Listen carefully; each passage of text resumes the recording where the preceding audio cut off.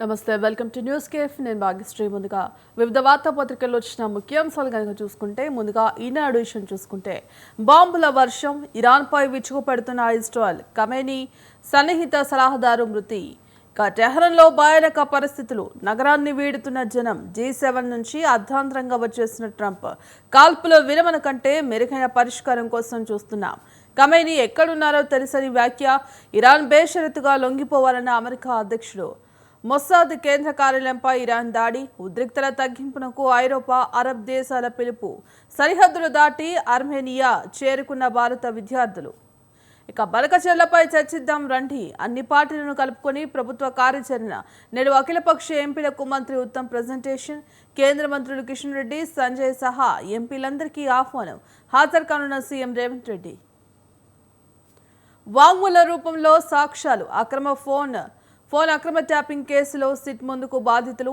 618 మంది జాబితాలో కాంగ్రెస్ బీజేపీ అగ్రనేతలు ఆ పార్టీ కార్యాలయాల్లోని ఉద్యోగులు సైతం ఈటలకు పిలుపు 22న వస్తానన్న ఎంపీ 650 మందికి పైగా కాంగ్రెస్ నాయకుల ఫోన్లు ట్యాప్ చేశారు అందుకే 2018లో మా పార్టీ ఓడింది కేసీఆర్ కేటీఆర్లను శిక్షించాలి పీసీసీ అధ్యక్షుడు మహేష్ కుమార్ గౌడ్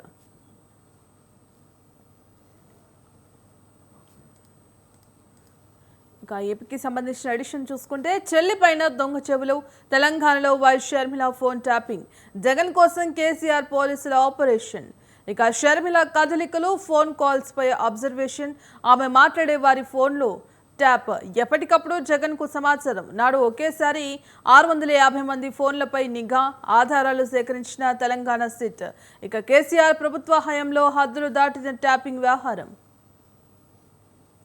చెవిరెడ్డి అరెస్ట్ విదేశాలకు పారిపోతుండగా అదుపులోకి లిక్కర్ స్కామ్ కేసులో మరో కీలక పరిణామం ఇక బెంగళూరు ఎయిర్పోర్ట్లో నాటకీయంగా అరెస్ట్ జగన్ కుటుంబానికి అత్యంత సన్నిహితుడు ఈ కేసులో 38వ నిందితుడిగా చేర్చిన సిట్ దేశం దాటిపోయేందుకు ప్రయత్నం ఇక బినామీ వెంకటేశ్ నాయుడుతో కలిసి పథకం శ్రీలంక వెళ్లేందుకు బెంగళూరు ఎయిర్పోర్టుకు అప్పటికే లుక్అవుట్ నోటీసులు ఇచ్చిన సిట్ వారిద్దరిని అరెస్ట్ చేసిన ఇమిగ్రేషన్ అధికారులు వారి సాయంతో అదుపులోకి తీసుకున్న సిట్ నేడు విజయవాడ ఏసీబీ కోర్టుకు హాజరు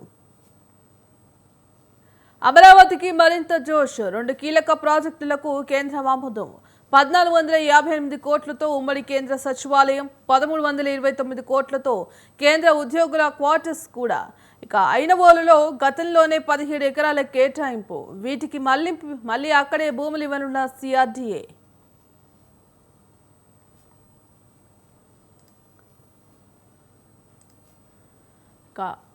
తెలంగాణకు సంబంధించిన ఎడిషన్ చూసుకుంటే ఇక రంగారెడ్డిలో ఎక్కువ నిజామాబాద్లో తక్కువ నియోజకవర్గాల పునర్విభజన తర్వాత అసెంబ్లీ స్థానాలు మరింత ఉధృతంగా దాడులు టెహ్రాన్ను తక్షణమే ఖాళీ చేయండి ఇక ఖమేనీ జాడ తెలుసు ఇప్పుడే చంపం బంకర్ బస్టర్ బాంబు ఇవ్వండి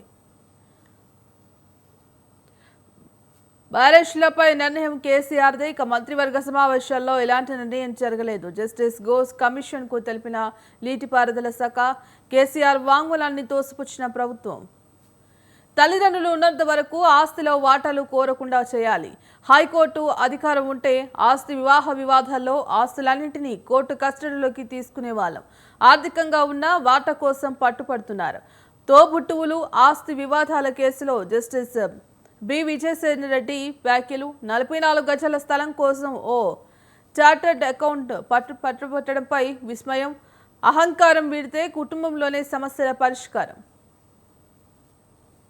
బాబు అరాచకం సిట్ గూండాయిజం మాజీ ఎమ్మెల్యే చెవిరెడ్డి అక్రమ అరెస్ట్ ఆయన కుమారుడు మోహిత్ రెడ్డి మరో 4గురిపై కూడా అక్రమ కేసు ఇక నియోజకవర్గాల పునర్విభజన తర్వాత అసెంబ్లీ స్థానాలు ఉమ్మడి రంగారెడ్డి జిల్లాలో 23కు పెరగనున్న సీట్లు అత్యల్పంగా నిజామాబాద్ జిల్లాలో 11 సీట్లు మాత్రమే ఇక శాసనసభలో ఏకంగా 50 మంది మహిళల ప్రాతినిధ్యం 119 నుంచి 153కు పెరగనున్న మొత్తం నియోజకవర్గాలు మారనున్న పలు నియోజకవర్గాల భౌగోళిక సరిహద్దులు కొత్త జనాభా లెక్కలు రాగానే డిలిమిటేషన్ ప్రక్రియ మొదలు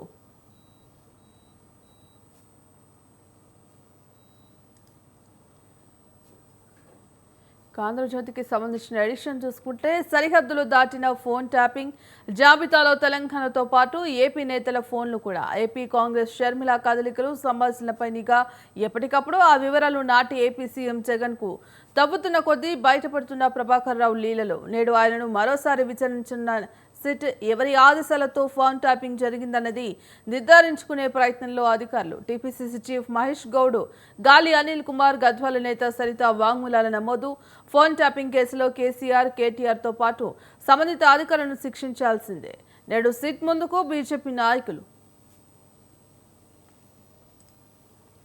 ఇక వివిధ వార్తాపత్రికల్లో వచ్చిన ముఖ్య అంశాలపై విశ్లేషణ అందించడానికి పొలిటికల్ అనలిస్ట్ బండారు రామ్మోహన్ గారు ఉన్నారు. రామ్మోహన్ గారు నమస్తే అండి.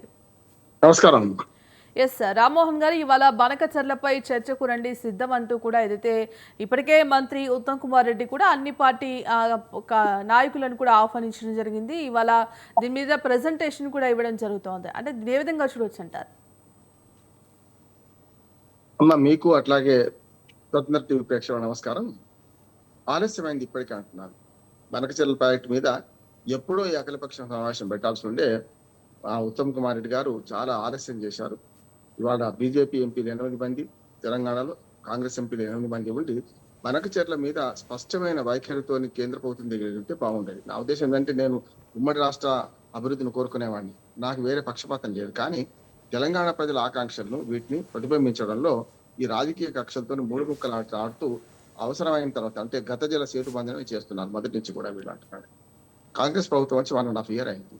బనకచర్ల ప్రాజెక్టు గురించి 1 year అయింది మాట్లాడుతుంది. చంద్రబాబు నాయుడు గారు వచ్చిన నుంచి మాట్లాడుతున్నారు. అది దాన్ని ఎట్లా సాకారం చేసుకోవాలని ప్రయత్నం చేయాలి తప్ప, అటు పక్కన రామానాయుడు గారు కూడా, ఇది మన ఆంధ్రప్రదేశ్ ఇరిగేషన్ శాఖ మంత్రి, చాలా ప్లీజింగ్ గా మీకేం నష్టం కాదు, వరద జలాలు తీసుకుపోతాం అంటున్నారు. అది కరెక్టా? లేకపోతే వీళ్ళు మాకు నష్టం జరుగుతుంది. గతంలో పోలవరం మీద కూడా చాలా శేషభిషలు పడ్డారు. పోలవరానికి ఎవరు అనుకూలమే వ్యతిరేకంగా కేసీఆర్ గారు కూడా ప్రకటించడం జరిగింది. 7 మండలాలు తీసుకోవడానికి కూడా అభ్యంతరం పెట్టకుండా తెలంగాణ వచ్చిన తర్వాత దాన్ని సాకారం చేసుకున్నాం.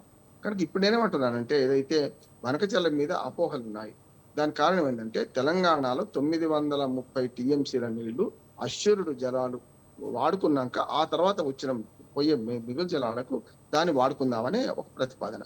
ఇప్పటికే ఇంటర్ రివర్ చేంజ్ అంటారు. అంటే మన గోదావరి నుంచి కృష్ణా నదికి మనకు ఏదైతే పట్టిసీమ ద్వారా నీళ్లు సప్లై అవుతున్నాయి, దాన్ని కూడా అభ్యంతరం పెట్టలేదు. ఎందుకంటే దానిలో 45 టీఎంసీలు ఏమో మహారాష్ట్ర కర్ణాటక పోతాయి మిగులు జలాలు. అట్లానే ఇటు పక్కన గోదావరి నుంచి తీసుకున్నందుకు తెలంగాణకు 40 టీఎంసీలు రావాల్సి ఉండే. దానిలో అన్యాయం జరిగిందని తెలంగాణ రాష్ట్ర ప్రభుత్వం, గతంలో బీఆర్ఎస్ ప్రభుత్వం, కానీ ప్రభుత్వాలు శాశ్వతం కదా, వాళ్ళ మొదటి నుంచి అంటున్నారు. దాని అష్యూరెన్స్ ఇవ్వకుండానే మరొక్కసారి ఇప్పుడు ఈ జలాలను అంటే మనకు కావేరి అంటే గంగా కావేరి అనుసంధానంలో భాగంగా ఇంటర్ రివర్ చేంజ్ అనే పెద్ద ప్రతిపాదన చంద్రబాబు నాయుడు తీసుకొచ్చారు. గోదావరిలో నీళ్లు ఉన్నాయి, కృష్ణలో లేవు. కావేరి జలాల మీద పెద్ద గొడవ జరుగుతుంది. కనుక ఈ విషయంలో గోదావరి నుంచి అయితే మనం ముందు పెడదామనే మాట అంటున్నారు. మరి గంగా నుంచి మన గోదావరికి ఎప్పుడు వస్తాయి నీళ్లు? ఇది పెద్ద పెద్ద సమస్య. కనుక గంగా నుంచి గోదావరికి నీళ్ళు తెచ్చుకోకుండా కేవలం గోదావరి నుంచి మనమైతే త్యాగం చేద్దాం అనే మాట కరెక్ట్ కాదు అనే మాట తెలంగాణ ప్రభుత్వం అంటుంది. అందుకని ఆలస్యమైంది అంటున్నారు. మొన్నటిదాకా ఏదైతే ఉత్తమ్ కుమార్ రెడ్డి గారు మేమంతా చేసేదంతా చేశాం అన్నాడు. నేను దాన్ని విమర్శించాను. చేసేదంతా చేశామంటే చేతులు ఎత్తేయడమే కదా, ఈ పనే మొదలు ఎందుకు చేయలేదు అంటున్నాడు. ఇప్పటికైనా సరే మొత్తం మీద ఏది దేర్ హై మగర్ అంధేర్ నహి అన్నట్టు ఇప్పటికైనా రాష్ట్ర ప్రభుత్వం చొరవ తీసుకున్నది. ఈ చొరవలో తమిళనాడు రాష్ట్రంలో కనుక ఎట్లయితే ప్రతిపక్షము స్వపక్షము ఎవరైనా సరే తమిళనాడు ప్రయోజనాలు కొట్లాడతారో, మన ఆంధ్రప్రదేశ్ కానీ తెలంగాణ కానీ ఈ రాష్ట్ర ప్రయోజనాల కోసం కొట్లాడాల్సిన అవసరం ఉంది అంటున్నాను. ఆ కొట్లాడే అవకాశాలు ఉన్నప్పుడు సాంకేతికంగా మనం ఒప్పించాలి.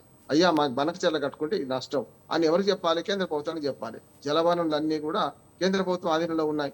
అటువంటిప్పుడు కేంద్ర ప్రభుత్వం చేసే క్రమంలో కేంద్ర ప్రభుత్వానికి మనం ప్రతిపాదన పంపము, లేకుంటే నిరసన వ్యక్తం చేయమంటే జరుగుతుంది కదా. అందుకనే బీజేపీ కూడా ఇందులో తప్పించుకుంటుంది. మనకు కిషన్ రెడ్డి గారు మొన్నటిదాకా ఏమంటున్నారంటే, ఏది మాకు ఏం లేదు కదా, ప్రపోజల్ రాలేదు అన్నాడు. ఇప్పుడు ఏమంటున్నాడు? రాష్ట్ర ప్రభుత్వం బాధ్యత, మాదేం బాధ్యత అంటున్నాడు. అంటే తప్పించుకోవడమే కదా.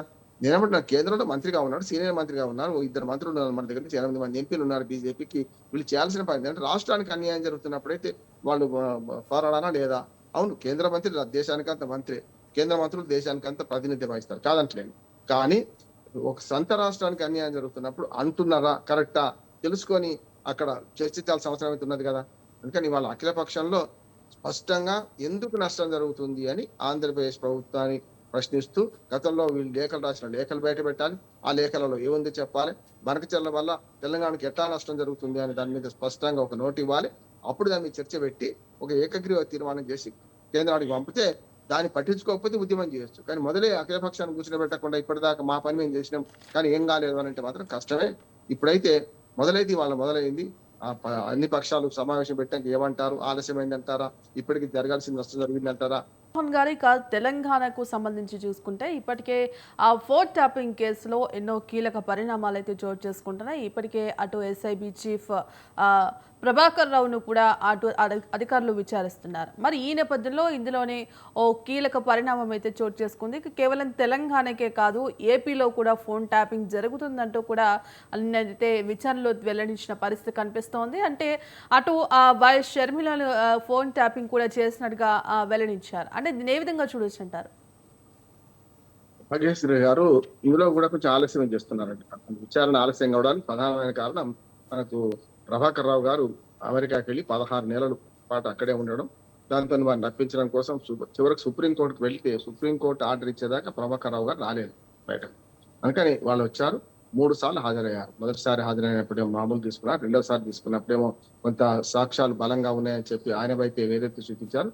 తర్వాత ఇప్పుడు ఆ మధ్యన ఎవరైతే తిరుపతి అన్న కానీ శ్రావణ్ రావు కానీ వాళ్ళ సాక్ష్యాలు ఆధారం చేసుకొని ఇప్పుడు మళ్ళీ ఒకసారి విచారణ చేశారు. మొన్న బానే ఉంది. కానీ మిగతా ఏవైతే ప్రైమరీ విచారణ చేయలేదు ఇప్పటిదాకా అంటున్నాను. ఇప్పుడు నిన్న మొదలైంది ప్రైమరీ విచారణ. ఎవరిదంటే ఎవరి ఫోన్ ట్యాపింగ్ గురైందని వాళ్ళు తెలుసుకున్న వాళ్ళు ఫిర్యాదులు చేశారు గతంలో. ఆ ఫిర్యాదులు చేసిన వాళ్ళు మళ్ళీ నిన్న మొదలు పెట్టారు. నేను అన్నట్టే ఆంధ్రప్రదేశ్ లో కొందరు పెద్దలు ఉన్నారని, జడ్జీలు ఉన్నారని మనకు తెలంగాణలో ముఖ్యంగా పాత అంటే మహేష్ కుమార్ గౌడ్ గారికి ఆరోపణ చేస్తున్నారు కదా. కాంగ్రెస్ ప్రభుత్వం 2018లో రాకపోవడానికి ప్రధానమైన కారణం మాది 650 మంది పైగా మా కాంగ్రెస్ కార్యకర్తలపై నాయకులకి రేవంత్ రెడ్డి గారిది నాది అందరి ఫోన్ ట్యాపింగ్ చేశారని చెప్పి ఆయన స్పష్టంగా చెప్తున్నారు. దానికి ప్రతిగా మీరు మా మీద ఆరోపణ చేస్తున్నారు కేసీఆర్ బాధ్యులు అన్నాడు కనుక ఇప్పుడు కేటీఆర్ ఒక లీగల్ నోటీస్ అంటే పరువు నష్టం దావా అడ్వకేట్ చెప్తున్నాను, పరువు నష్టం దావా వేయడానికి అవసరమైన లీగల్ నోటీస్ కూడా ఇస్తున్నామని చెప్పి కేటీఆర్ ప్రకటించారు. ఈ మొత్తం ఎపిసోడ్ చూస్తే అసలు ఫోన్ ట్యాపింగ్ మీద 2 విషయాలు మనం మాట్లాడుకోవాలి. మొట్టమొదటిదేమో లీగల్ ఫోన్ ట్యాపింగ్ ఎప్పుడైనా ఉంటుంది. ప్రభుత్వాలకు గూఢచర్యలు లేకుండా ప్రభుత్వాలు ఉండనే ఉండవు. ఇది ఒక్కటే కాదు భాగ్యశ్రీ, మనకు గతంలో అంటే మన పురాణాలకు వెళ్తే రామరాజ్యంలో కూడా ఈ ఒక గూఢాచారి పోతేనే కదా చాకల ఆయన తన భార్య గురించి ఏమనుకుంటు సీత గురించి ఏమనుకుంటున్నాడు అనే మాట బయటపడ్డది. కనుక ఆనాడు గూఢచర్య ఉన్నది. ఆ గూఢచర్యలో మంచి జరిగింది. అంటే మంచి అంటే ఆయన తెలుసుకున్నాడు, ప్రజాభిప్రాయాన్ని మన్నించారు. ప్రజాభిప్రాయం తెలుసుకోవడం కోసం గూఢచర్యం ఎప్పుడైనా ఉంటుంది. అందులో ఇప్పుడు ఆధునిక కాలంలో ఫోన్ ట్యాపింగ్ ఇంకో రకంగా ఉంటుంది. కనుక దీనికి లీగల్ గా చేయాలంటే రాష్ట్ర హోంశాఖ కేంద్ర హోంశాఖకు పంపి ఫలానా రామ్మోహన్ రావు ఇంకా ఇతరులది మేము ఫోన్ ట్యాపింగ్ చేద్దాం అనుకుంటున్నాం, మీరు దయచేసి పంపండి అని చెప్పి అనుమతి కోసం అప్లై చేయాలి. తర్వాత అనుమతి ఇచ్చిన తర్వాత దాని అనుమతి ప్రకారం చేస్తే లీగల్ ఫోన్ ట్యాపింగ్ ఉంటుంది. కానీ రాజకీయ కక్షపూరితంగా రాజకీయాల విషయంలో ఎదుటి పార్టీ వాడిని తెలుసుకోవాలంటే ఒక రకంగా చాలా ముదురు భాషలో చెప్పాలంటే పేక ముక్కలు కనుక ఎదుటివాడి పేక ముక్కలు అర్థంలో చూసుకున్నట్టు. అంటే ఎదుటివాడి దగ్గర ఏం పేక ముక్కలు అని తెలివితో గ్రహించాలి. కానీ మోసం చేసి వాడు వెనుక అద్దం పెట్టి చూసినట్టే ఇవాళ ఫోన్ ట్యాపింగ్ అనే వ్యవహారం అనైతికము, కరెక్ట్ గా పౌరుల మన వ్యక్తిగత స్వేచ్ఛకు భంగం కలగడం కూడా అంటున్నాడు. అది చేశారు అంటున్నారు కదా, దాని మీద విచారణ జరుగుతుంది. రెండోది ఏంటంటే ఇప్పుడు రెండో అంశం వచ్చిందండి. నిన్న నుంచి విచారణ ఏంటంటే కొందరు జడ్పీటీసీ ఎంపీటీసీ ఆఖరికి ఆఫీసు బాయ్స్ కూడా కొందరు దీన్ని సాక్ష్యానికి వచ్చారు అంటున్నారు. మరి ఆఫీస్ బాయ్లను లేకపోతే ఆఫీస్ సిబ్బందిని పంపుతుంటే రాజకీయ పార్టీలు సాక్ష్యం కోసం కావాలని కక్షపూరితంగా మా మీద ఇట్లా చేస్తున్నారని అప్పటి ప్రభుత్వం ఇప్పుడు ప్రతిపక్షంలో ఉన్న మన బీఆర్ఎస్ నాయకులు అంటున్నారు.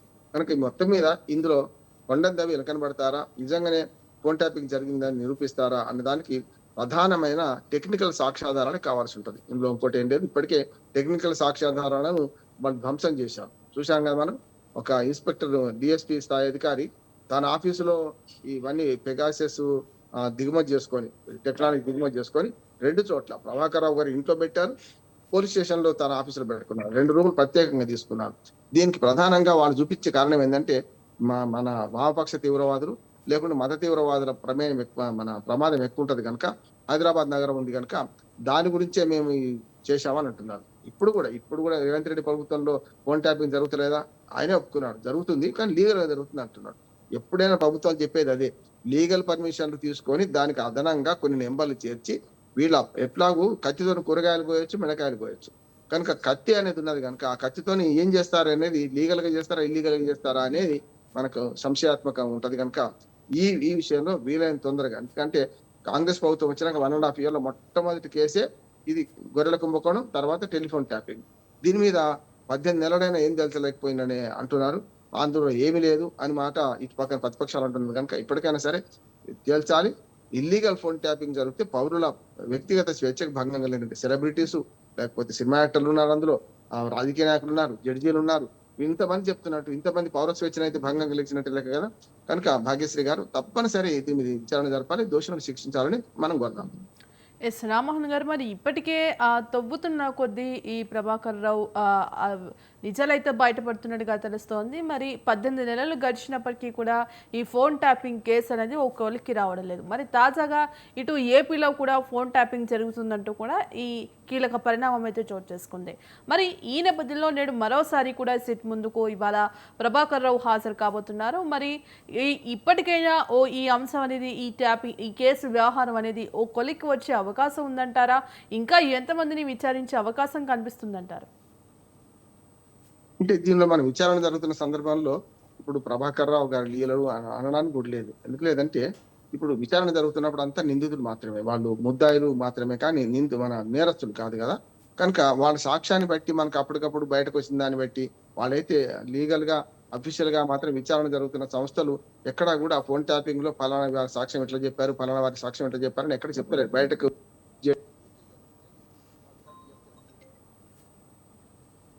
కనుక మనం చూడాల్సింది ఏంటంటే ఈ కేసులో పూర్తి విచారణ జరగాలి. ఇల్లీగల్ ట్యాపింగ్ ఆంధ్రప్రదేశ్ లో కానీ తెలంగాణలో భారతదేశం మొత్తం ఎక్కడైనా కూడా జరగడానికి వీల్లేదు. అది జరిగితే వాళ్ళ ప్రభుత్వాలే నేరస్తులు అవుతారు. కానీ ఇప్పటి వరకు లీగల్ ట్యాపింగ్ ఇల్లీగల్ ట్యాపింగ్ మధ్య ఉన్న సన్నని రేఖను చెరిపేస్తూనే అన్ని ప్రభుత్వాలు, అది పార్టీలు అతీతంగా అన్ని పార్టీలు ఇలా పాపం తలా పిడికడు వాళ్ళ రాజకీయ ప్రత్యర్థుల మీద వాడడానికి మాత్రమే ఈ ఫోన్ల ట్యాపింగ్ చేసుకుంటున్నారు. లీగల్ గా కొన్ని నెంబర్లు తీసుకుంటారు, ఇల్లీగల్ గా మన తాబేదారు స్వామి కంటే స్వామి భక్తి, రాజు కంటే రాజభక్తి ఎక్కువ చూపించే వాళ్ళను పెట్టుకుని ఆయా స్థానాల్లో చూస్తున్నాం. ఇప్పుడు మన తెలంగాణలో ఫోన్ ట్యాపింగ్ లో ఒకే సామాజిక వర్గం వాళ్ళు పోలీస్ ఆఫీసర్ నుంచి మొదలుకొని మనకు శ్రవణ్ రావు వరకు, అంటే నాన్ అఫీషియల్ గా వరకు కూడా ఒకే సామాజిక వర్గం వాళ్ళు ఉన్నారు ఆరోపణ ఉంది. అటువంటి అప్పుడు మరి ఒకే సామాజిక వర్గం కుట్ర చేసి తమ ప్రభుత్వాన్ని కాపాడుకోవాలి, తమ ప్రభుత్వాన్ని మళ్ళీ ఎన్నికల్లో గెలవాలనే ఉద్దేశంగా చేసిననేమో మహేష్ కుమార్ గౌడ్ గారు అయితే డైరెక్ట్ ఆరోపించారు. కనుక ఈ ఆరోపణలు కేవలం బయటవే. నిగ్గుదేయాలంటే పూర్తి విచారణ జరగాలి. విచారణలో దోషులు ఎవరు తేలితే వాళ్ళు ఖచ్చితంగా జైలు పోతారు. చాలా పెద్ద శిక్షలు ఉన్నాయి, 7 ఏళ్ల కన్నా పైన శిక్షలే ఉన్నాయి. వ్యక్తి స్వేచ్ఛకు భంగం కలిగించి, వ్యక్తి గోప్యతకు భంగం కలిగించే చర్యలు ఎవరు హర్షించరు కూడా భాగ్యశ్రీగా. ఎస్ సార్, రామ్మోహన్ గారికి మరో అంశం చూసుకుంటే ఇటు లిక్కర్ స్కామ్ కేసులో మరో కీలక పరిణామం అయితే చోటు చేసుకుంది. మరి ఇటు ఏపీలో మాజీ ఎమ్మెల్యే చెవిరెడ్డిని కూడా అరెస్ట్ చేసిన పరిస్థితి కనిపిస్తోంది. ఇక ఇప్పటికే ఎంతో మంది ఈ కేసుకు సంబంధించి విచారణకు హాజరయ్యారు, అరెస్టు కూడా అయ్యారు. మరి తాజాగా మరో కీలక పరిణామం కూడా చోటు చేసుకుంది. మరి దీన్ని ఏ విధంగా చూడొచ్చుంటారు? అంటే రోజు రోజుకు ఈ కేసులో కొత్త కోణాలైతే వెలువడుతున్న పరిస్థితి కనిపిస్తోంది. ఖచ్చితంగా భాగ్యశ్రీ గారు, ఇప్పుడు ఎప్పుడైతే సజ్జల రామకృష్ణారెడ్డి గారు ఆనాడే చెప్పారు, ఆయన బయటకు వెళ్ళిన మొదట్లో చెప్పారు ఏంటంటే ఆ నలుగురిలో నేను లేను, జగన్మోహన్ రెడ్డి గారితో పాటు నలుగురం కూర్చునే వాళ్ళం, అప్పుడు మొదటి 3 నెలలు మాత్రం నేను ఉన్నాను, ఆ తర్వాత ఆ పరిణామాలు లిక్కర్ పాలసీ నిర్ణయించేటప్పుడు మొదటి ఇనిషియల్ స్టేజ్ లో ఉన్నాను, ఆ తర్వాత నేను లేను, చాలా కుంభకోణాలు జరిగింది అని ఆయన చెప్పారు. ముఖ్యంగా లిక్కర్ పాలసీలో కుంభకోణంలో ఢిల్లీ లిక్కర్ కుంభకోణానికి ఆంధ్రప్రదేశ్ దానికి తేడా ఉంది. ఢిల్లీ లిక్కర్ కుంభకోణంలోనేమో అది పాలసీ చేంజ్ చేయడం వల్ల అక్రమంగా కొందరికి లాభం కలిగించడం అనేది అది. ఇక్కడనేమో పాలసీ చేంజ్ కాదు, పాలసీ చేంజ్ లో అందరూ హర్షించాం. ఆనాడు జగన్మోహన్ రెడ్డి గారు మేనిఫెస్టోలో పేర్కొన్నప్పుడు మేము మద్య నిషేధం అయిపోతాం, అంతకు ముందు నియంత్రణ చేస్తాం, మద్య నియంత్రణ కావాలంటే రేట్లు పెంచుతున్నాం, అంటే షాపులు కూడా ప్రభుత్వ ఆధీనంలో నడుపుతాం అన్నారు. చాలా హర్షించిన అయితే మంచిది అన్నాడు. ఎందుకంటే తమిళనాడులో నాకు ప్రయోగం తెలుసు కనుక, తమిళనాడులో మేము చాలా దగ్గరగా సర్వే చేసిన వాళ్ళం కనుక, తమిళనాడులో ఏవైతే ప్రభుత్వ షాపులు ఉన్నాయో బాగా నడుస్తాయి. 10 గంటల నుంచి ఉదయం 10 నుంచి సాయంత్రం 6 దాకా నడుస్తాయి. అర్ధరాత్రి దొరకదు మద్యం, ఉదయం 10 లోపల దొరకదు. అది ఒక ప్రభుత్వ ఆఫీసు ఎంత అలసత్వంతో, ఈ మాట అంటున్నాను నేను, ప్రభుత్వ ఆఫీసులు ఎంత అలసత్వంతో ఉద్యోగులు మాకేమిటి పని జరుగుతుంది లేకపోతే ఏంది, నాకేమైనా వస్తే నేను చేస్తాను అని ఎట్లా జరుగుతుందో ఈ ప్రభుత్వ షాపులు పెట్టడం వల్ల అలసత్వం ఉంటది.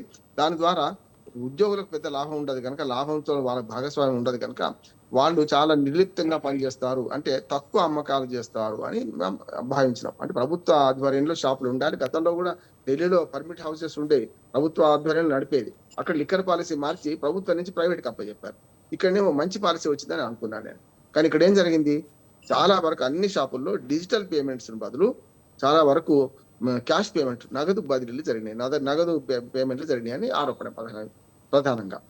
కరెక్ట్ అంటున్నాను. అంటే ఈ నగదు పేమెంట్ జరగడం తప్పే. ఎందుకు జరగడం తప్ప అంటే ఇవాళ చిల్లర వ్యాపారస్తులు, చిన్న చిన్న కూరగాయలకు అమ్ముకునే షాపు, పాన్ షాపు, ఏ రకంగా రోడ్డు మీద రైతు కూడా అమ్ముకుంటుంటే ఓ ఫోన్ పే బిళ్ళ తెచ్చుకొని పెట్టుకుంటున్నాడు. ఎందుకంటే 22 రూపాయలు, 63 రూపాయలు ఇట్లా చెల్లించలేం కదా, చిల్లర సమస్య వస్తుంది కదా. అట్లాగే ఎప్పుడు కూడా ఈ 100 రూపాయలకు వీళ్ళు చిల్లర లేకపోవచ్చు కనుక చిల్లర సమస్య తీర్చడమే కాదు, దేశంలో డిజిటల్ పేమెంట్ లో మనం అగ్రస్థానంలో ఉన్నాం, ప్రపంచంలో అగ్రస్థానంలో ఉన్నాం మనం. అటువంటి అప్పుడు ప్రభుత్వమే మద్యం షాపులు నడుపుతూ ఆ మద్యాన్ని అమ్మేటప్పుడు క్యాష్ ఎందుకు ట్రాన్సాక్షన్ అయింది అనేది పెద్ద ఆరోపణ. ఆ క్యాష్ లో కూడా మళ్ళీ కొందరికి పూర్తిగా డైరెక్ట్ గా ఆ మద్యం షాప్ నుంచే వాళ్ళకు వాటాలు పోయినాయి అని చెప్పి ఇంకొక ఆరోపణ. అంటే ఆ మద్యం అమ్మడం డిజిటల్ గా తక్కువ చూపించి, ముఖ్యంగా అమ్మకాలు తక్కువైనాయి అని చూపించడం, అమ్మకాలు తక్కువ చేస్తామన్నాక తక్కువైనాయి అని చూపించడం. రెండోది ఎక్కువ అమ్మకాలు అయిన క్యాష్ ఏమో డైరెక్ట్ గా వాళ్ళు పంచుకున్నారు, ఆ నలుగురు ఈ నలుగురు పంచుకున్నారని పెద్ద ఆరోపణ. దానికి కావాల్సిన కేసిరెడ్డి నుంచి మొదలుకొని చాలా మంది ఇప్పటికే అరెస్ట్ చేశారు, ఇంకా అరెస్టులు జరుగుతూనే ఉన్నాయి. ఇప్పుడు మీరన్న చెవిరెడ్డి భాస్కర్ రెడ్డిది కూడా అదే అరెస్ట్, అదే ఆ పర్వంలో భాగం అంటున్నాను నేను. చాలా వరకు వీళ్ళందరూ అరెస్ట్ అవుతున్నారు.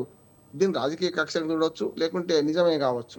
కనుక విచారణ జరిగి ఇందులో ఎవరున్నారు తేలాల్సిన అవసరం ఉంది. దానికి ఒక మాట చెప్పి ముగిస్తాను ఇందులో. ఇప్పుడు దీనిలో నిజం నీకు తేలాలంటే ఎందుకు కామన్ సెన్స్ ఉపయోగిస్తారని నేను అంటున్నాను.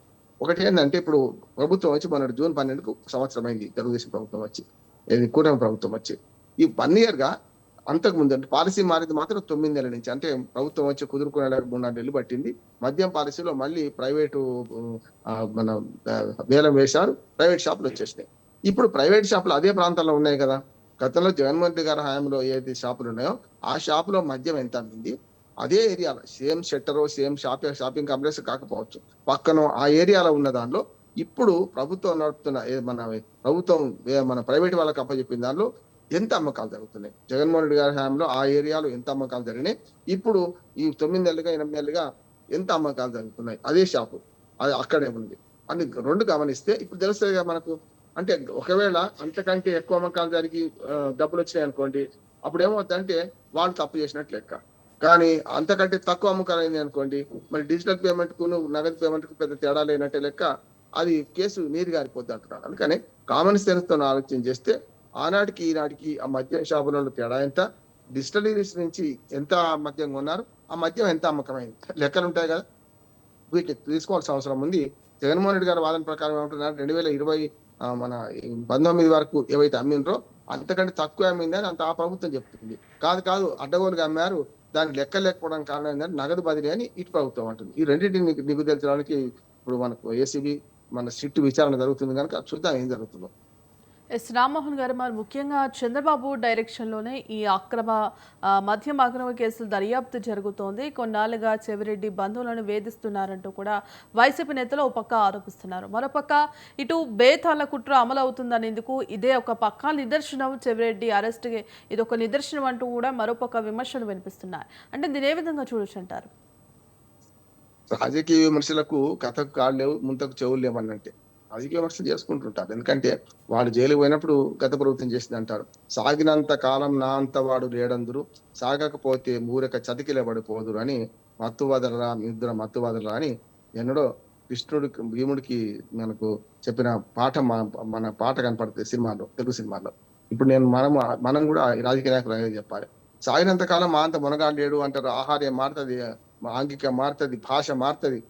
ఎప్పుడైతే అధికారం పోగానే పూర్తిగా చతికిలబడి బీదార్పులు వస్తుంటారు. అధికారం ఉన్నప్పుడు ఏముంది మీ దగ్గర, అధికారం లేనప్పుడు ఏం పోయింది అంటున్నాడు. నిజమైన ప్రజానాయకుడు ఎప్పుడు కూడా అధికారంలో ఉన్నా అధికారం లేకపోయినా ఒకే విధంగా స్టెబిలిటీతో ఉంటాడు, ఆత్మస్థైర్యంతో ఉంటాడు. అంటే వీళ్ళు తప్పులు చేయడం వల్లనే, నేను వీళ్ళని వాళ్ళు అంటున్నాను, తప్పులు చేయడం వల్లనే తప్పక ఈ లోచుగురి ఇట్లాంటి ఆరోపణలు చేసుకుంటున్నారు. ఇంకోటి ఏంటంటే కక్ష సాధింపు చర్యలు గత 5 ఏళ్ల ప్రభుత్వం చూసినాం కదా, ఎంత దుర్మార్గంగా చేసిండ్రు, విధ్వంసం ఎంత చేసిండ్రు ఆంధ్రప్రదేశ్ లో చూసాం కదా మనం. ఇప్పుడు కొత్తగా వీళ్ళు చేయొద్దు అంటున్నాను నేను. ఇప్పుడు తప్పుకు తప్పు ఒప్పు ఎప్పుడు కాదు భాగ్యశ్రీ గారు. గతంలో వాళ్ళు చేశారు కనుక మేము చేస్తామంటే తప్పు కదా. కనుక ఇప్పటికైనా సరే ఈ ప్రభుత్వం నిజంగా దోషులు శిక్షించాలి. అతిగా ఏమైనా ప్రవర్తిస్తే మాత్రం తప్పనిసరి దాన్ని చేయాలి. ఇంకొక మాట చెప్తాను నేను. ఆంధ్రప్రదేశ్‌లో జరుగుతున్న ప్రతి చిన్న సంఘటనకు చంద్రబాబు నాయుడు, జగన్మోహన్ రెడ్డిని ఆరోపిస్తున్నావు. కరెక్ట్ కాదు. నిన్న కుప్పంలో ఒక సంఘటన జరిగింది. ఆ సంఘటనను చంద్రబాబు నాయుడు అక్కడ ప్రేరేపించి చేయిస్తాడా? ఒక బాకీదారు ఇంకో బాకీ తీసుకున్న ఆమెను కొట్టిండు. అది చాలా తప్పు కాదంటాను. బహిరంగంగా చెట్టు కట్టేసి కొట్టిండు. దాన్ని మనం ఎట్లా చూడాలి? ఒక సంఘటన చూడాలి. అంటే శాంతి భద్రతల విషయంలో లోకల్‌గా కుప్పం పోలీస్ స్టేషన్ వాళ్ళు చూసుకునే పని, కుప్పం ఎమ్మెల్యే ఈయన గనుక చంద్రబాబు నాయుడు గారు డైరెక్ట్ ఇన్వాల్వ్ అయినని ఆరోపించుకుంటే ఏం లాభం? అంటే ప్రతిదానికి ఎప్పుడు ముఖ్యమంత్రి ఉంటే ఆ ముఖ్యమంత్రి బాధ్యుడు కావాల్సింది ప్రతిదానికి. నేను కాదనట్లేదు. శాంతి భద్రతల సమస్య ఓవరాల్‌గా చూస్తే ముఖ్యమంత్రి, హోమ్ మినిస్టరు, మంత్రివర్గం, ప్రభుత్వం బాధ్యత వహించాలి. కానీ ప్రతి చిన్న సంఘటనకు అట్రిబ్యూట్ చేసుకుంటూ ఇట్లా ఇంకా సంవత్సరమే అయింది ఎలక్షన్‌లయి. ఇంకా 4 సంవత్సరాలు పదవి ఉన్నది. ఈ 4 సంవత్సరాలు ఇట్లాగే చేస్తారా? అసలు ప్రజా సమస్యలు ఎటుపోతాయి? ప్రజా సమస్యలు తీర్చడంలో ప్రతిపక్షాల బాధ్యత లేదా? ఖచ్చితంగా ప్రజా సమస్యలను ప్రస్తావిస్తూ ప్రతిపక్షాలు ఉద్యమాలు చేయాలి. ఇది విడిచిపెట్టి చిల్లర రాజకీయాలు అటుపక్క ఇటుపక్క అంటున్నాడు. 2 పక్కల చేయడం కరెక్ట్ కాదు. ఆంధ్రప్రదేశ్ అభివృద్ధి చెందాలంటే వచ్చే 4 ఏళ్ళు చాలా కీలకం అంటున్నాడు. కేంద్ర ప్రభుత్వం మనం సహకరిస్తుంది. సహకరించదాన్ని తీసుకుందాం. అవసరమైన నిధులు తెచ్చుకుందాం. నిన్ననే మన కేంద్ర మంత్రి వచ్చారు. 2 కొత్త ప్రాజెక్టులు ఒక రకంగా మనం అమరావతిలో మొదలుపెట్టుకుంటున్నాం. రిజర్వ్ బ్యాంక్ శాఖ ఏదైతే జోనల్ ఆఫీస్ మనకు విజయవాడలో నేను మొన్న ఏర్పాటు చేసుకున్నాం. ఈ వైపు పోదామా పాజిటివ్ గా? ఇంకా కక్ష సాధింపు చర్యలు, పాత వాళ్ళు కొత్త వాళ్ళ మీద, కొత్త వాళ్ళు పాత వాళ్ళ మీద, ఈ ఆరోపణలు ప్రతి ఆరోపణలు, దాడులు ప్రతి దాడులు కూడా చేసుకుందామా అనేది ఆలోచించాలి. ఆంధ్రప్రదేశ్ రాజకీయాలు ఇంత చెత్తగా ఎప్పుడు చూడలేదు. ఇంకా చెత్తగా మారుతున్నాయి. అది బాధతో చెప్తున్నారు తప్ప కోపంతో చెప్తలేదు. ఇది చాలా కరెక్ట్ కాదంటున్నాడు. రైట్, థ్యాంక్ యూ అండి రామ్మోహన్ గారికి వివిధ అంశాలపై విశ్లేషణ అందించేందుకు ధన్యవాదాలు. ఇక ఇది ఇవాల్టి న్యూస్ కేఫ్. కీప్ వాచింగ్ స్వతంత్ర.